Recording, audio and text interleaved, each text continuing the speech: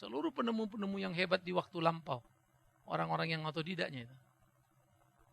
Bukan akademis-akademis yang top. Nah begitulah anak Tuhan.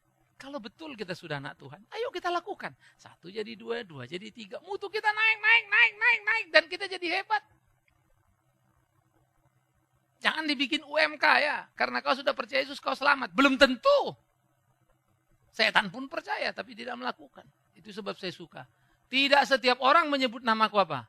Tuhan, Tuhan masuk surga. Tapi mereka yang melakukan kehendak Bapakku.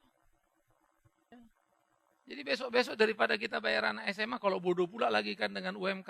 Mendingan kau cari S1 lah ya jadi office boy. Ya siap-siap lah. Situasi kan ke situ. Ngapain saya bayar anak SMA tapi bodoh? Ada S1 agak bodoh tapi di atas SMA itu kan. SMA pintar, S1 bodoh namanya kan. Kira-kira kan itu ukurannya. Bayar aja itu. Maka habislah mereka. Ini saya kalau belajar Alkitab perhatikan bagaimana aplikasi dalam hidup itu luar biasa. Di pekerjaan pun sama. Dan hidup kita pun jangan kita hina dengan tidak jadi pekerja yang baik. Hargailah hidupmu, maka engkau akan jadi pekerja yang baik. Ya. Nah kemudian saudaraku yang kekasih, oleh karena itu, bagaimana ketika kita masih seteru tadi yang melawan itu, diperdamaikan dengan Allah, diselamatkan oleh kematian anaknya, sehingga hidup kita menjadi hidup yang benar. Bukan karena benar. Tapi karena benih benar itu sudah ditaruh lewat penebusan. Maka benih benar ini harus kita tumbuh kembangkan. Bagaimana menumbuh kembangkannya?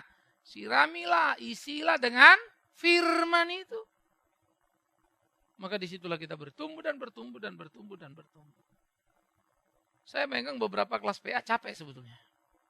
Ya. Karena kalau kita PA kan bukan cuma khotbah enak ngomong selesai pulang ya. Khotbah kita mesti tanya jawab. Pertanyaan pun mesti siap. Karena pertanyaan 1001 kemungkinan.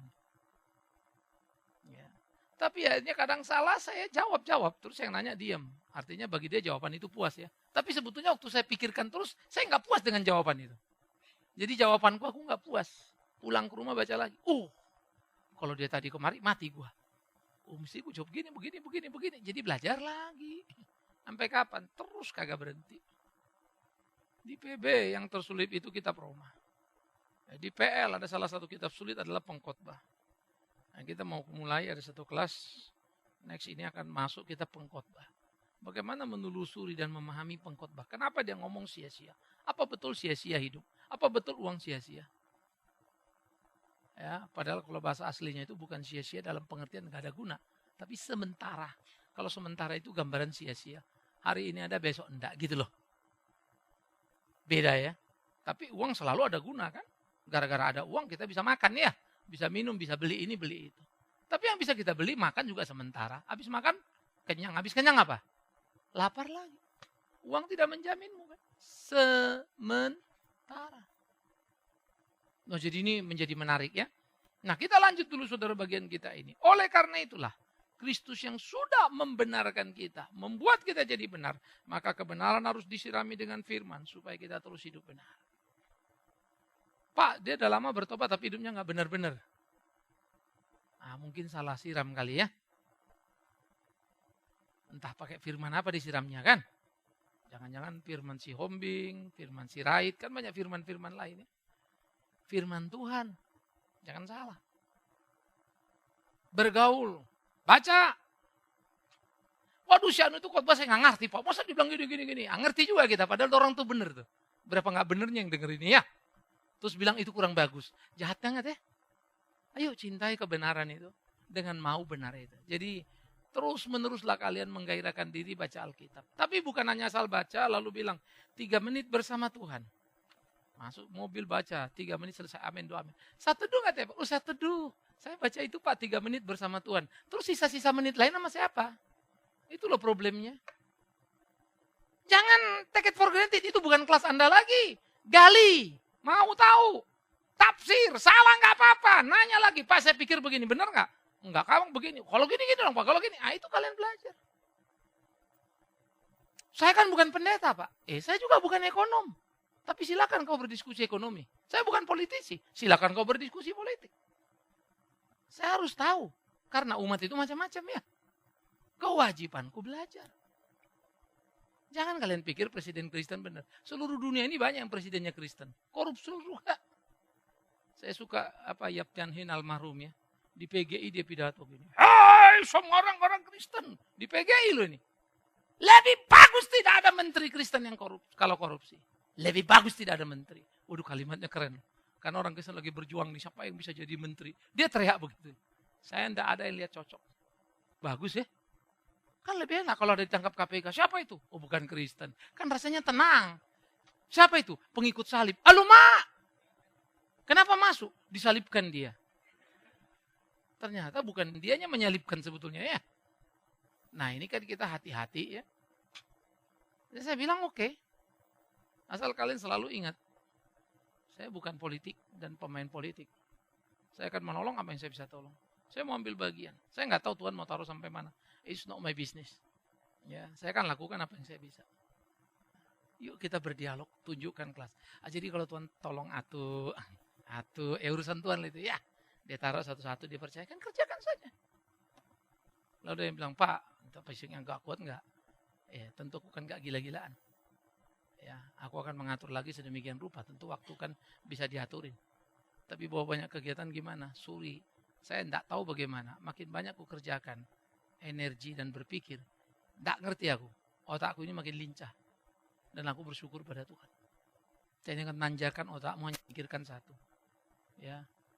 Uang sampai kalau kulihat jidatmu ada tulisan situ kan. Ntar gambar Pak Harto lewat, ntar gambar monyet, ntar gambar apa. Ada di jidat. Ini kok jidatnya begini semua ini ya?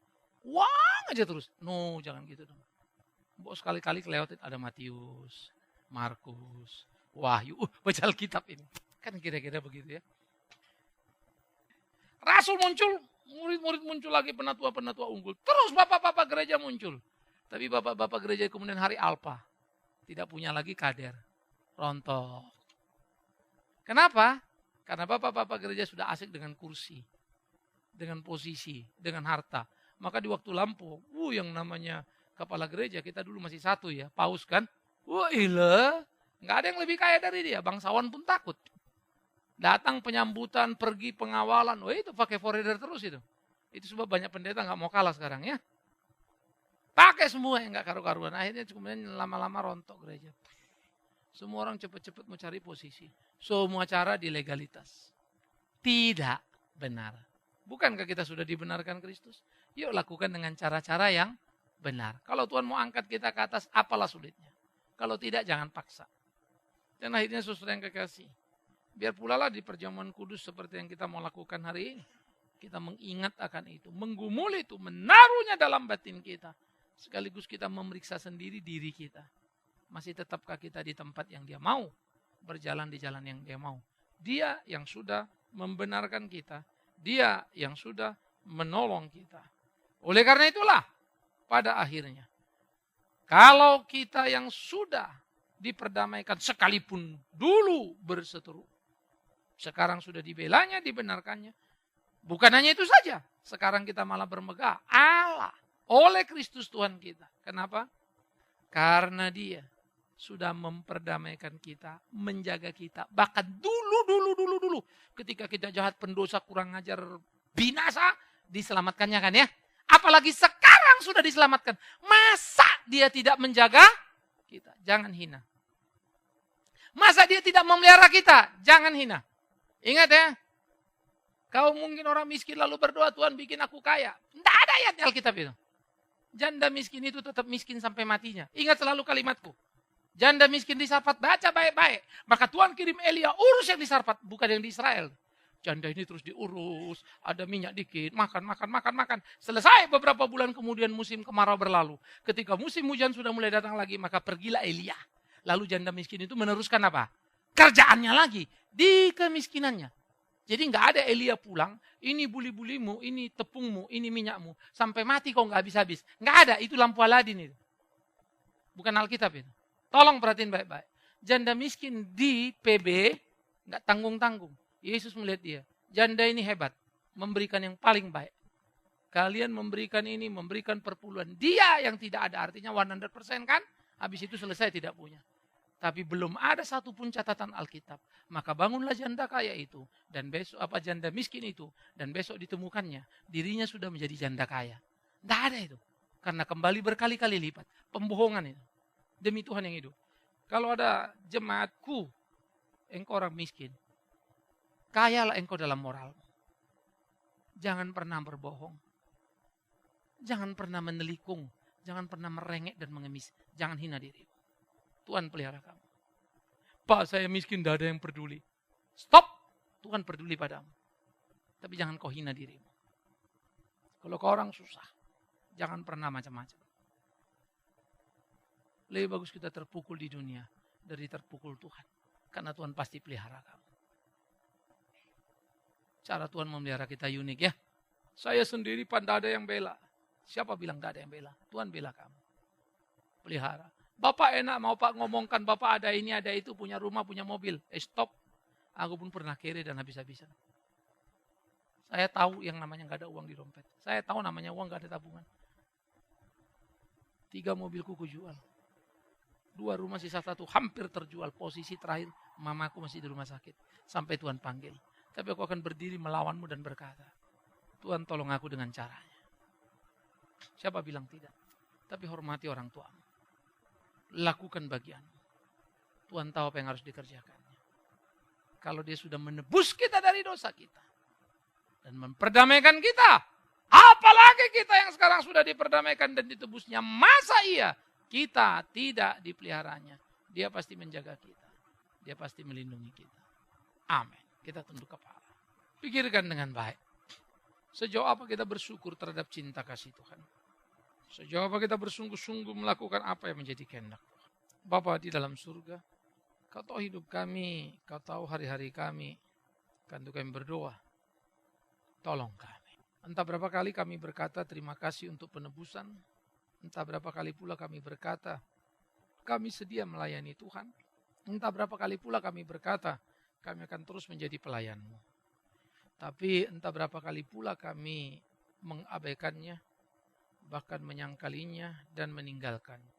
Godaan dunia membuat kami pasang surut di kehidupan ini. Ampuni kami. Kan itulah kami berdoa supaya Tuhan yang menolong kami, Tuhan yang memimpin kami, Tuhan yang menjaga kami, Tuhan melindungi kami, supaya hidup kami tetap menjadi hidup yang berkenan kepada Tuhan. Karena itu Tuhan, darah-Mu yang tercurah, ya Yesus Kristus yang sudah membenarkan kami.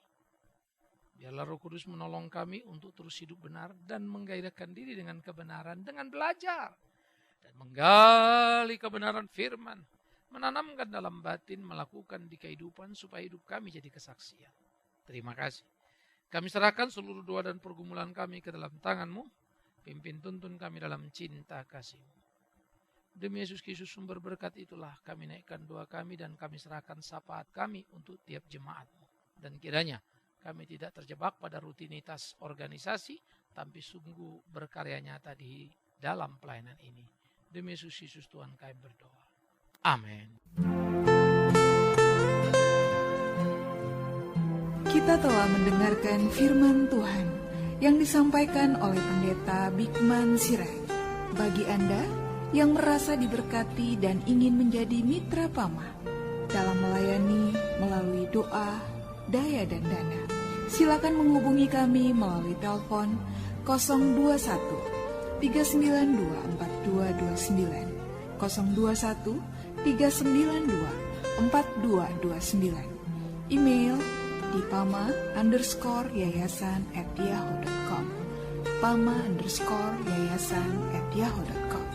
Sampai bertemu kembali di waktu dan gelombang yang sama. Tuhan memberkati.